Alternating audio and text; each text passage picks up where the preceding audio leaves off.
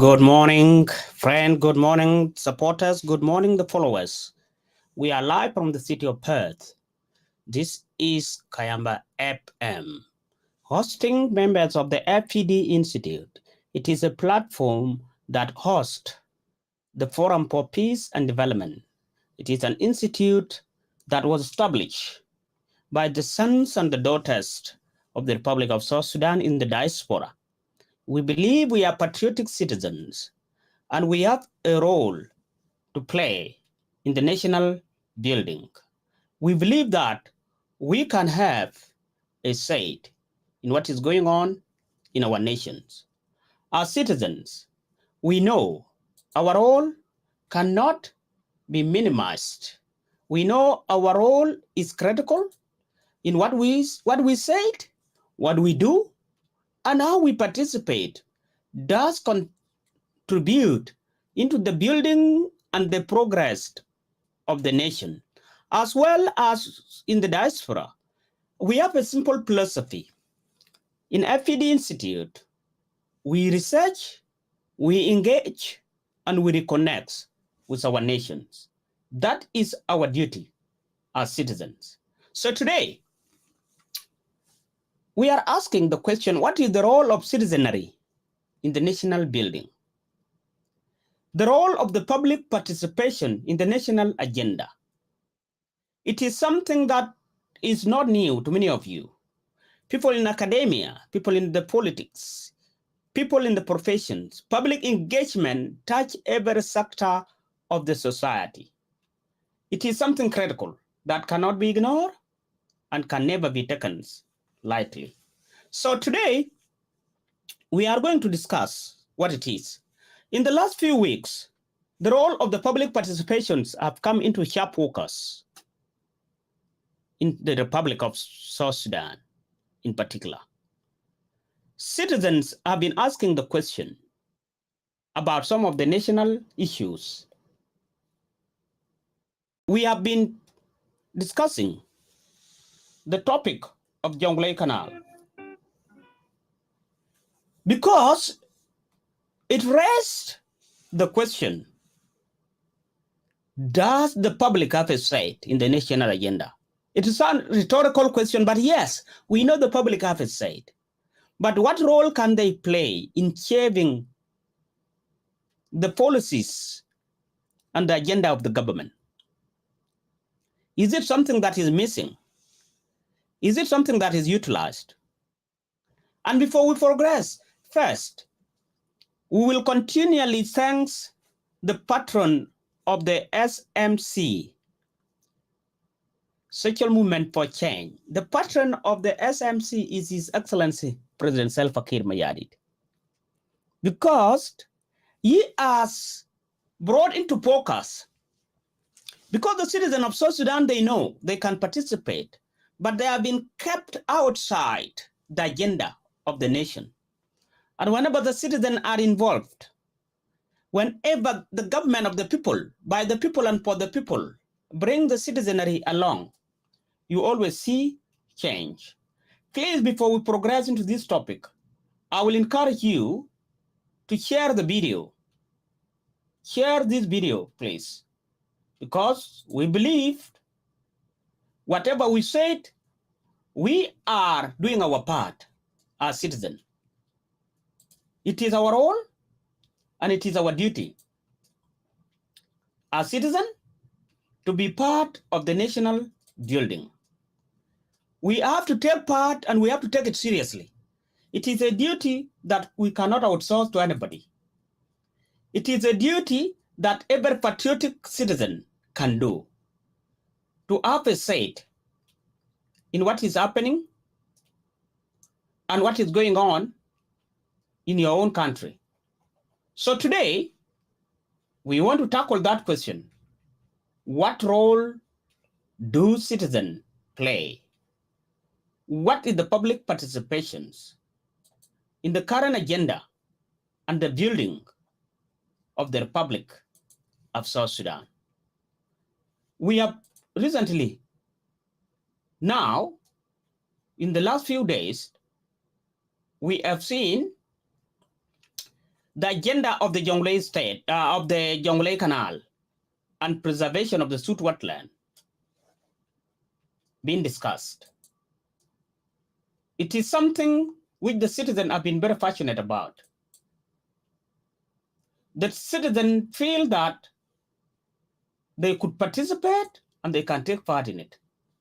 And indeed, you could see the vibrance and the level of seriousness and the input the citizen put into the debate. The panel of experts constituted was led by the citizens themselves. And the citizen demonstrated that they can do their duty if they are allowed to do so. They can contribute to the agenda. So the question today, and that's what we are asking you to be a participant and to take part in it. What role do you play as a citizen? Are you effectively playing your role in the national agenda? Are you participating effectively? Are you doing your patriotic duty? And if yes, let us know. If you believe you are doing it, let us know if you believe you are doing your duty as a citizen. And if you are not doing it, why not? What is limiting your participation? That is the question we are asking today. If you are not doing your duty as a citizen, why not? Why are you not doing it? Why are you not doing your duty? Why? What is limiting you? That is the question. We know that the government has a three-tier layer. We have the executive, where the presidency and his cabinet sit. We have the legislature, representative of the people, the parliamentarian, and we have the judiciary that interprets the law of the land. So the executive does the implementations. The legislature make the law representing the people, and the judiciary interpret it. That is the basic structure of a democratic state. When people talk of democracy, that is the structure we expect. In every democratic state, you expect the citizen to have a say in it. And how do they express themselves? How do they have their say? It is done through the parliament, which is the representative of the people. Whenever the government is running the agenda, there are some things that touch on the direct life of the people. Some things are done on behalf of the people by the parliamentarian. But there are some policies and the projects that require individuals to participate. Now, the question is, are you doing your patriotic duty as a citizen? Or is someone doing it on your behalf? If you are hearing me, please let me know. Are you doing your patriotic duty? Or is someone doing it on your behalf? That is the question we are asking today. And that is our topic. What is the level of your participations? Or do you wait to be asked, come and participate? There is two ways of seeing it. You could be asked, invited to participate. But you can also exercise your right as a citizen, like many of us do. We do participate all the time by having a say. Some could participate in a organized forums or forums, in a fora. Some are doing it on the social media. Some are doing it in the parliament. Some are doing it in a community town hall. It depends where you are participating.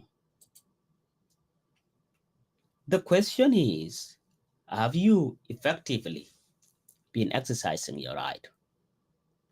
In the last few weeks, we have seen a raging debate about the wetland preservations and dredging of the rivers. It brought into sharp focus the role of the citizen. What can a citizen of South Sudan do? What is the role of the citizens as a citizen of South Sudan, as a patriotic citizen, as a son and daughter of the land? What is your role, and have you been doing it effectively? There is always a tendency and the sweetness of power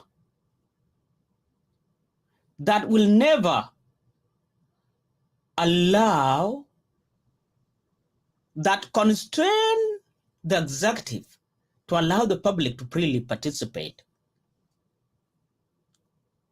Power is sweet, and it's sweet to an extent that it is never shared.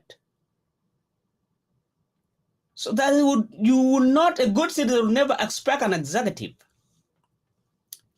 to come willingly and say, citizens, come and participate. But it is the citizens themselves that take it upon themselves to say, you know what, this agenda and this project and this policy require our input as citizens. Now the policy people think that executive will come and invite them to participate. Should be forgotten. That is a fallacy. Internationally and everywhere you go, the government, wherever you go, would always try to hang on to power, to exercise its power. And when we are not talking about the power transition from one person to person, from one government to the government, we are talking about the sweetness of power, where people in power would always want to hang on to power, and they would be very skeptical or a little bit fearful of the citizen to participate. Power is something sweet to an extent that no one wants to share power. It happens everywhere. And that is why you see the executive wing of the government, where the ministers and the presidency sit, is always on a collusion course with the judiciary, that is the court system and the justice system generally. And it's always on a collusion course with the legislature, the parliament, the Senate. In South Sudan, we call them the State Council, which is the equivalent of the Senate. And we have the parliament. These three wings of the government, when they are balanced, the citizen can participate freely. Because the parliament is representative of the people. And when the representative of the people fail to allow the citizen or to talk on behalf of the citizen, the executive will take the power and control it completely. And therefore, the participation of the citizen will be reduced. I'll tell you a quick story. And people who know the American history will agree to this. Can I tell you that there is no such thing as pure democracy in the world? There is no democracy at all. The pure form of democracy is not there. That's what I'm saying. There is no pure form of democracy. Yet there are democratic nations.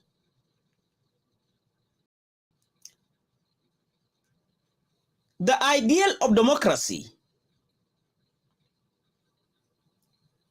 is only realized when the role of the citizen is the core and the central part of the business of the government.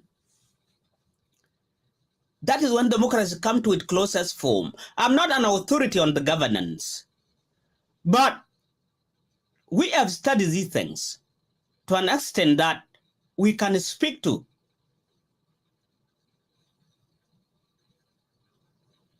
If you look at what we call democratic nation today, look at the United States of America, which is the defender of democracy internationally.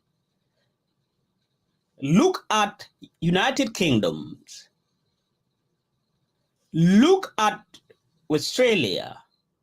Look at the more transparent, according to the world standards, the more transparent countries are the Scandinavians, the Norway, the Finland, Denmark.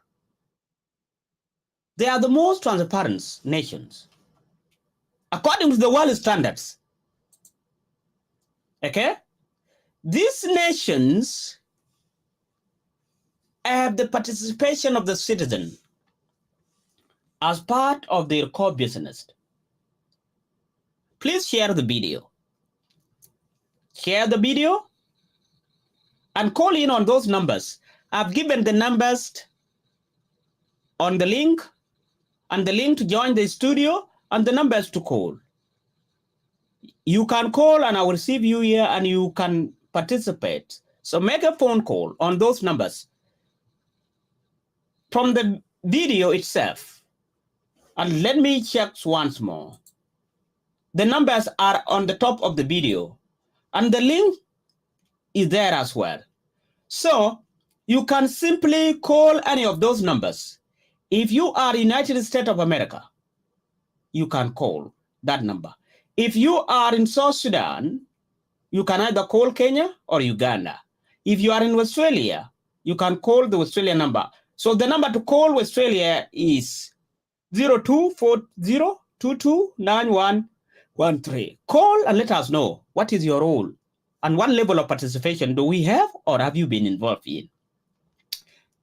Those in Canada can call +1 605 313 5425. And in Kenya, +254 20 79 04 343. Same to Uganda. South Sudan, unfortunately, the system we are using does not have a direct number to South Sudan. So you can call on only that number to tell us, how do you see the level of public participation? The recent debate on the river dredging and the preservation of the South wetland has raised the question of the public participation. Is it that the executive is not allowing the public to participate, or are the citizens become dormant? Do you consider yourself as a dormant citizen, or are you proactively participating in the national agenda? Now, I was on the topic of the pure form of democracy, which I believe is not there. But there are some form of a balanced and diluted democracies. Some of the well and the best governed nations do not even discuss this idea of democracy, but their citizens participate. So what I'm saying is, what makes society vibrant and live cohesively and in harmony with their government is when the public participate, is when the public is given a chance to have the ownership of the national project and the national agenda. That is when the citizenry feel that they are part of the nation. Now in South Sudan, what was missing and what the citizen did not utilize, seeing the independence, seeing the signing of the CPA in 2005, Comprehensive Peace Agreement, when it was signed on the 9th of January 2005. One of the things that enshrined as part of the CPA and is reflected throughout the document, it is either implicit or explicitly expressed, is the role of the citizenry of the South Sudan. And that is why, and the premise of the CPA, and people who wrote the document and designed the document are still living under the part of the government of South Sudan today. The former Minister of Justice, Honorable Justice Makwei, our President Salva Kiir Mayardit, all the generals, all the ministers, even including the first Vice President, Dr. Riek Machar, they were all part of the CPA.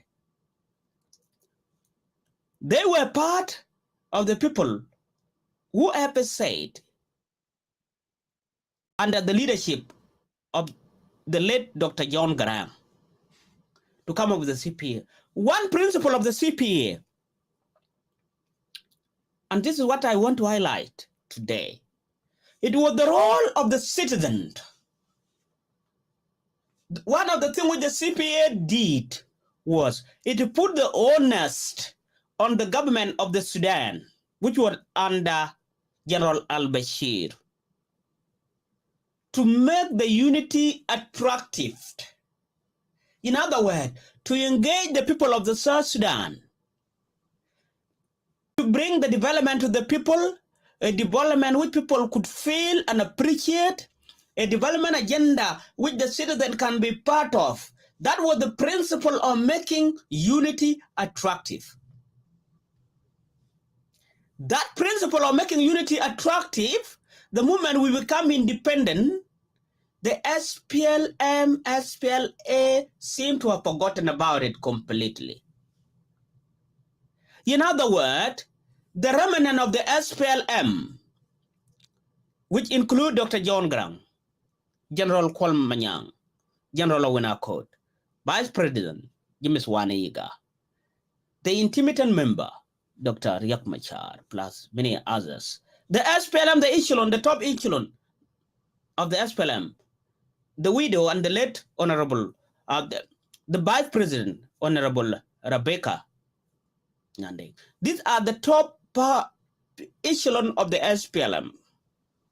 Now, these people, they know the philosophy which they championed during the CPA era before referendum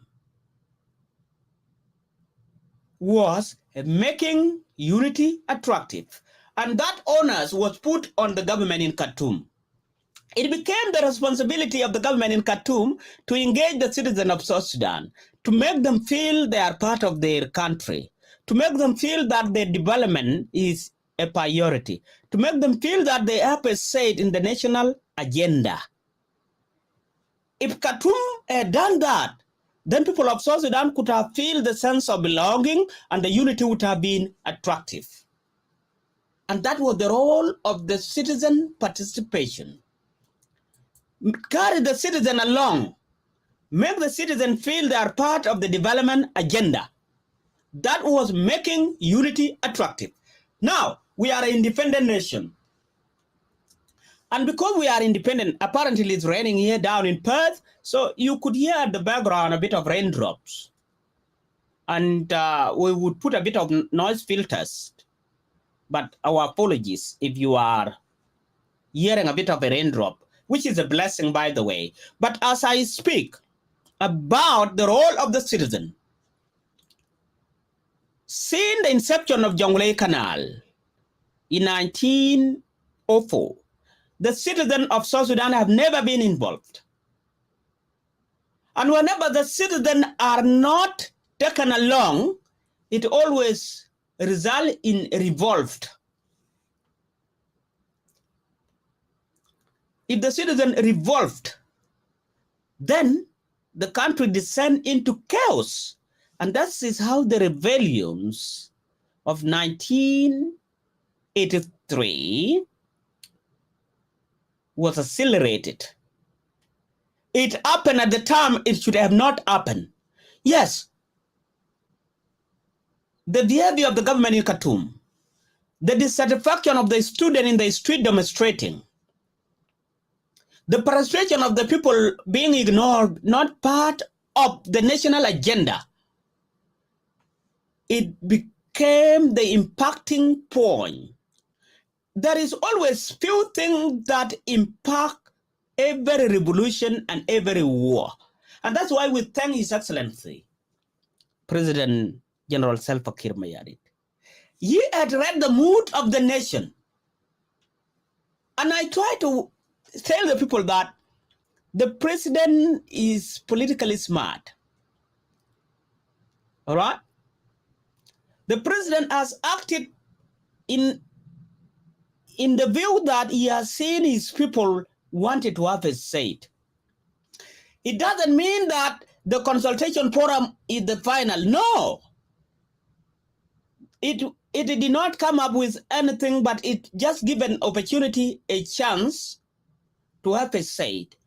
And the citizens said, you know, if you want us to come along with these projects, take this recommendation, which were put together by the panel of experts. And one of the things on the top were the studies. Now, the question is, what is the overarching policy of the government when it comes to the citizen participations? But as we ask that question, what is your role as a citizen? It is our role as a citizen. If the parliament of the people, by the people, and for the people has failed, the citizens themselves become the parliament. If there was a true legislature in the Republic of South Sudan, this thing would have not reached the way it was. So, the legislature has let the citizen down. And any aspiring politician could know that the legislature, the parliament, should have been the one safeguarding the interests of the people. Does it have to take an ordinary citizen like Professor John Cage to champion for the public to be heard? Where is the parliament in this? Where is the parliament of the Republic of South Sudan? Where is the parliament? Do we have people that represent the citizen? And I think every citizen should add that. The reason I'm focusing on that is, in every nation, the people that represent your interests within the government is the parliament. And that's why we have the three wing. We have the legislature, the legislation, where the legislation is made, where the law are made on behalf of the citizen is the parliament. We have the executive wing, which is the presidency and the cabinet, the ministers. They execute the national agenda. We have the judiciary, which keep law and which interpret the law, and the executive implement it. So the executive are the ministers, the presidency, the police force, the law enforcement, the army of the nation. And that's why the president is always commander-in-chief of the army forces of every nation.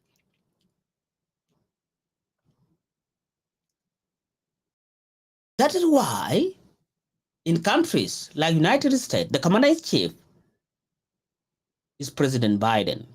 In our Republic of South Sudan, His Excellency General Salva Kiir Mayardit is the commander-in-chief of the Sudan Defense Forces and all the organized forces. The judiciary is responsible for interpreting the law. The legislature, the parliament, is representing the people. The noise and the debate that is happening in social media, do you think we should have championed it first? It should have been your parliament. Yes. It should have been your parliament. It should have been your parliament that would have come first. They should have been the one talking on your behalf. They should have been the one saying the citizen have to be involved. But your parliament failed to do so. Why? Because I don't think they consider you. And that is why it is important as a citizen to have a side, to take a lead. There is no time to outsource any longer your responsibilities as a citizen. Because the people whom we trusted to stand in for us have utterly failed to do so. So before I go any longer, you can call in on those numbers to have your say. You can join the studio following the link. The link is there. I have shared this video on my wall. But you can also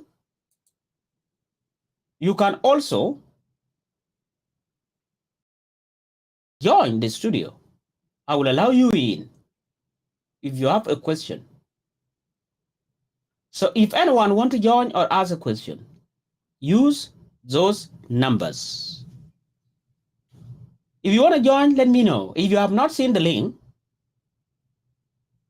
write a comment and I will see.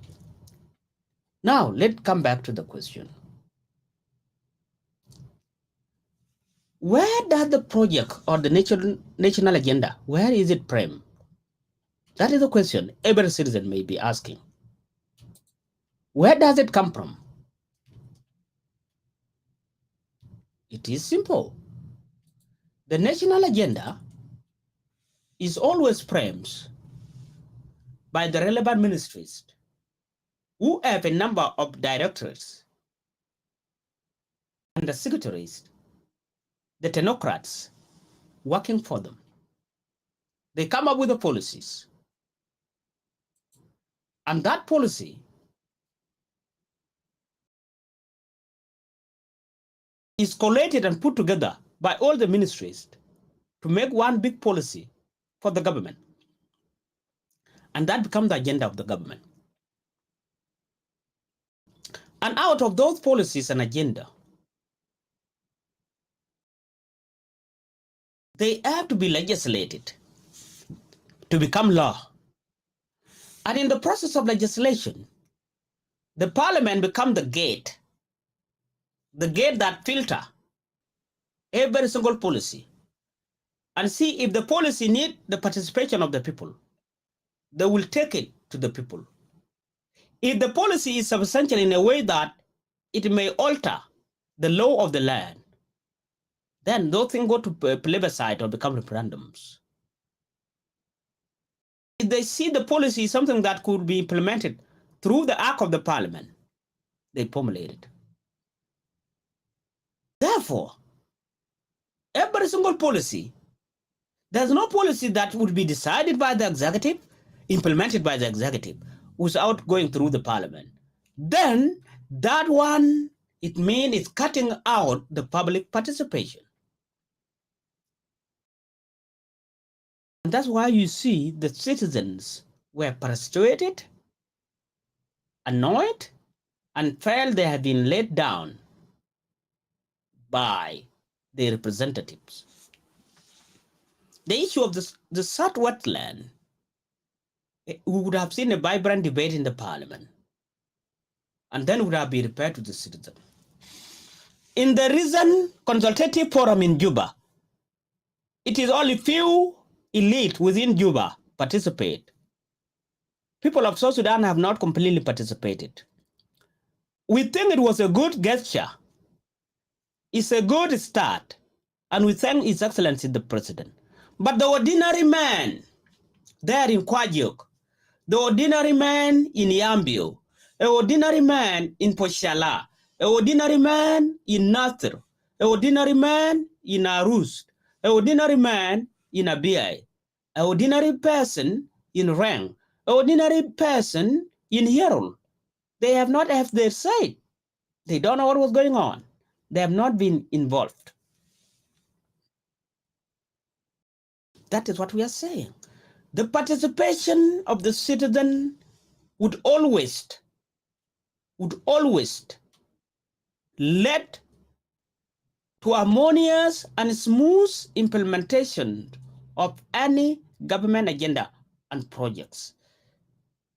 It means the government would take her own citizen along. So the country, like South Sudan, which is diverse culturally, it is diverse by its own natural setup. The habitat is diverse. It is diverse from its religious and social and cultural belief of the people. Actually represent a true multicultural nation. If we are talking of multiculturalism, because we are one, but we are diverse within. It means every segment, every demography within the republic has a stake in the agenda of the nation and want to have a say. And that's what we are saying. What is your role as a citizen? Call us. What is your role as a citizen? That's what we are saying today. And therefore, before we go any longer, I would want to share with you what is happening today. What is happening today in the media? What is the media saying about South Sudan? We always track as citizens because we believe it is our patriotic duty to do so. So some of our guests may join us shortly. But for time being, I just want us to have a look of the media and what is it saying. Let's look at it this way. Let's see what is happening. Are we being bashed? Are we being reported in a good way before we finish? What is happening? What is the media saying about us? About South Sudan? Let's have a look. And we will we'll have a look at it shortly. Sometime the media set the agenda and your nation could be badged or positioned in a poor way. By the way, we are doing our own patriotic duty. We are doing it for the Republic of South Sudan. Because anyone who wants to find what is happening, you can go to our page and have a look. Find out what is going on there.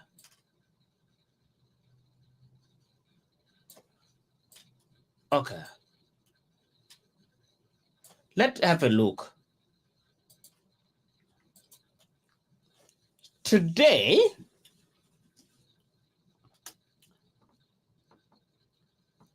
what is reported, this was on the 21st of July. This was in Yahoo News. It said, what UK aid cut mean for South Sudan hospital? Apparently, United Kingdom has been funding hospital in South Sudan. And they said the doctors serve 1.3 million people in our hospital in the Republic of South Sudan.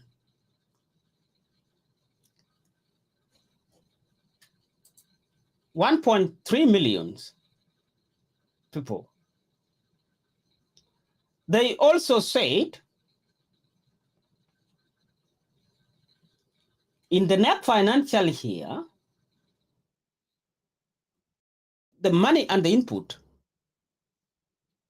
from the aid and help from United Kingdom pay the health workers So what does it mean? It means 1.2 million South Sudanese may go without help within our hospitals. Another thing that is being mentioned is the campaign against hepatitis. This one was reported in, they call themselves Outbreak News. Okay, the East African Standard is talking about the sexual and reproductive law for East African countries is being emulated. The East African countries are talking about law that guard the sexual reproductive law. They guard things like could be sexual harassment, um, uh, and anything that protects the citizen and guarding the practice of the doctors when it comes to reproductive health. Now, Uganda and South Sudan, they held their first ever business forums in Juba. That one there. That is also reported. Okay. Now, they are talking of the violence. They said violence is threatening peace progress in South Sudan. And they are talking of splintered armed forces obstruct peace in South Sudan. So you can see His Excellency there, General Salva Kiir Mayardit, and this was reported by AP News. Explosion of violence in South Sudan. Africa Bank to drive financial dialogue at South Sudan oil and power.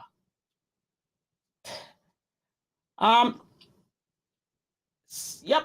So it is all about violence. Okay, we can see this. U.S. withdraw from peace monitoring group in South Sudan. So U.S. does not want to be part of the peace monitoring group in South Sudan. These are the news. South Sudan African Development Bank grant $8 million to support food program in South Sudan. So these are the news. You go to our news page. What we have done, we have built our algorithm, the machine learning, to pull in anything about South Sudan. It go to the website. It is scroll.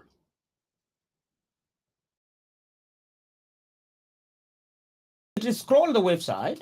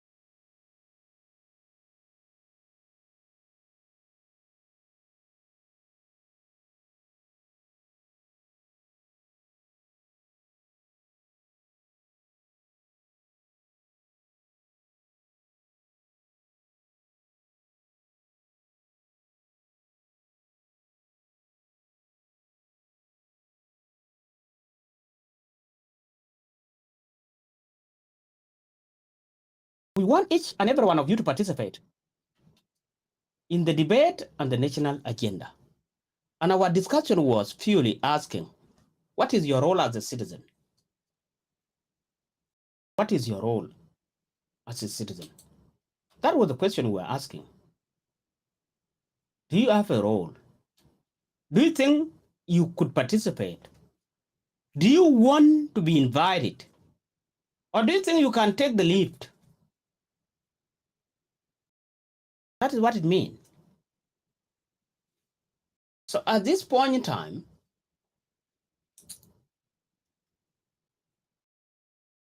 it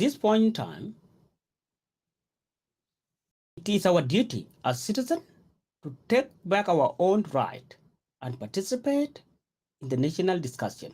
We can shape the nation in a direction that we would want our country to go to. And that opportunity was granted. When the public uproar was heard, His Excellency President Salva Kiir Mayardit granted that opportunity, and we still encourage the president to listen out to his people. That is the demonstrations, the leadership we want. We are in a country that is fragmented along tribal lines. But for the 64 tribe to become under one roof, it is when the leaders listen to them. And there is nothing that united our people more than our natural environment, our natural resources. The River Nile, the Southwest land, our green belts, it united us one collectively. And every citizen of South Sudan would always want to have a say in the national agenda. I would want to leave you today. And I thank you for participating. Please watch the videos. For those who have not watched, ask yourself, what is your role as a citizen? You cannot be a bystander. You cannot stand by as a citizen. You cannot stand by and watch your country and the debate without having a say. Be part of the process. And you can only be heard when you contribute constructively. We discourage destructive contribution. It doesn't build. We encourage citizens to participate. Hold your parliament accountable. We must hold parliamentarians accountable because they should be the one facilitating and championing the cause of the citizen participation. But when the parliament go to dormancy, the parliament is on the sleeping mode. It's like a computer. The computer can be on, and when there is no activity, it go to the sleeping mode, and you see a dark screens. Our parliament has gone to a sleeping mode. Because there have never been election for the last few years, the parliamentarian has forgotten that people will be elected again. We need to remind our parliamentarian that we are citizens. Now you see, when we stood together as citizens, and when the president allowed the forum, you could see the parliamentarian coming in. Some of them slept through the session, which is still fine anyway. We should want to see the parliament proactively working, supporting the citizen. And when it comes to the issues of the water, the Nile, the Southwest land, it will affect some seat or retention of the seat. And that's why the 2023 election, if there will be any at all, is very critical for every parliamentarian. We will ask them, did you sleep through all this session, or what did you do for us? We encourage the participation. The topic today is, what is your role as a citizen? The public participation of the citizen is critical in the national building. And that's why we have the parliament. It is the representative of the people. And through the parliament work as a filter and as a gate to stop some of the agenda and say, you know what, we want the citizen to participate in this agenda. We want to get a public participation. We need participatory processes. That's what we need. So without saying much, I want to say it. Have a good weekend and enjoy your time, but continue to be part of the national debate and national agenda. And may God bless the people of South Sudan.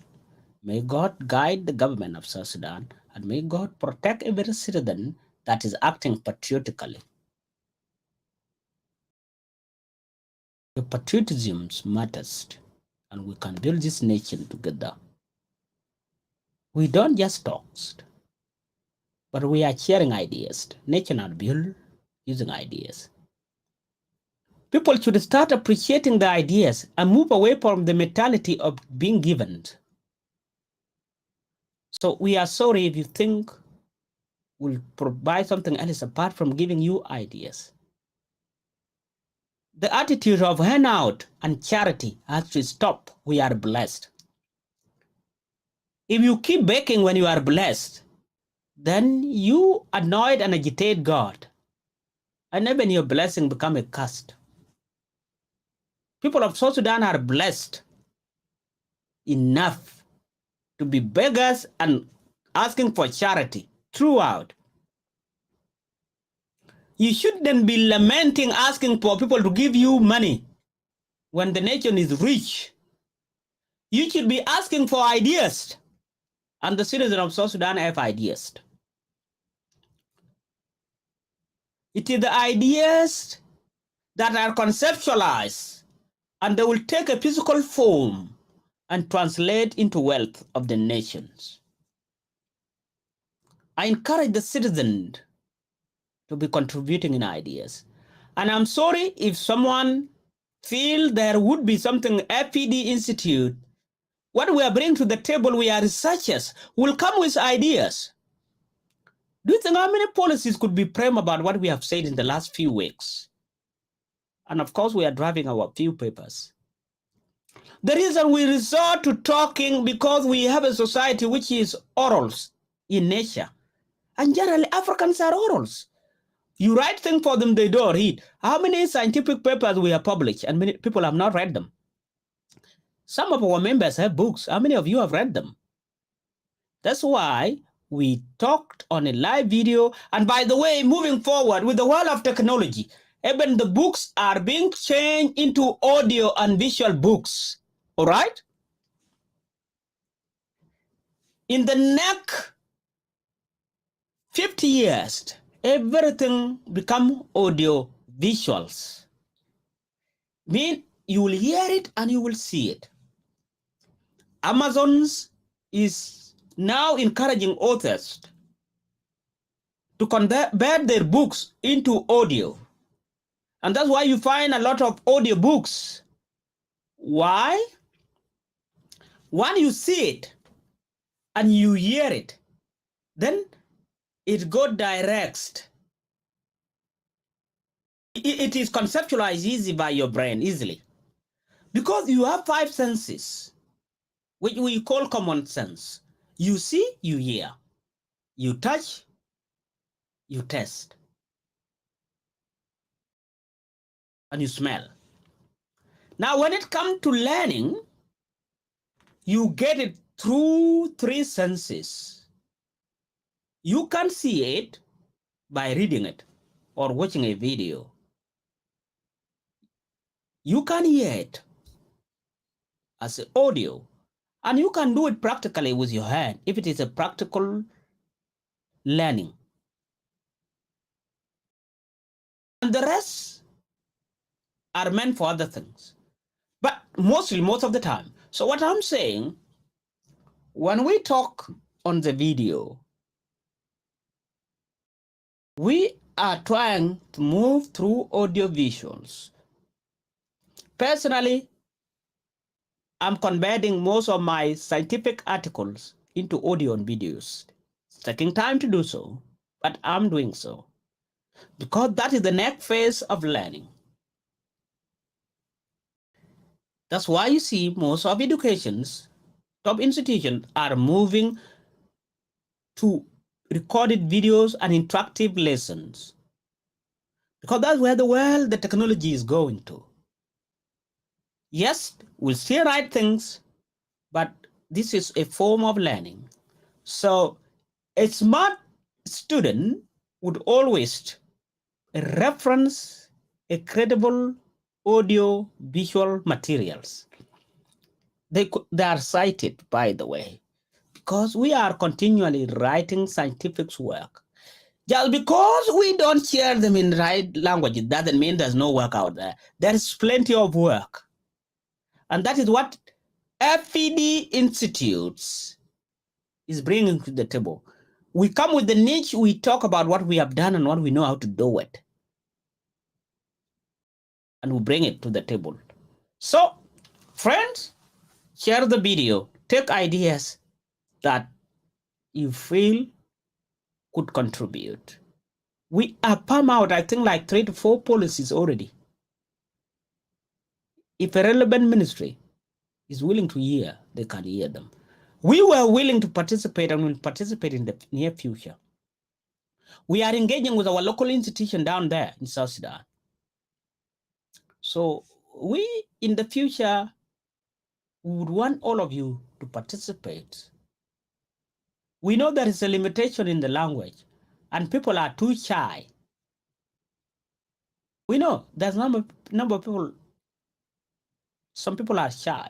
So that's what we want to tell you, to encourage you that, look, participate, be part of the processes that contribute to the building of the nation. And may God bless you. May God bless the people of South Sudan. You have the patriotic duty to do. Thank you and have a good weekend, folk. Bye.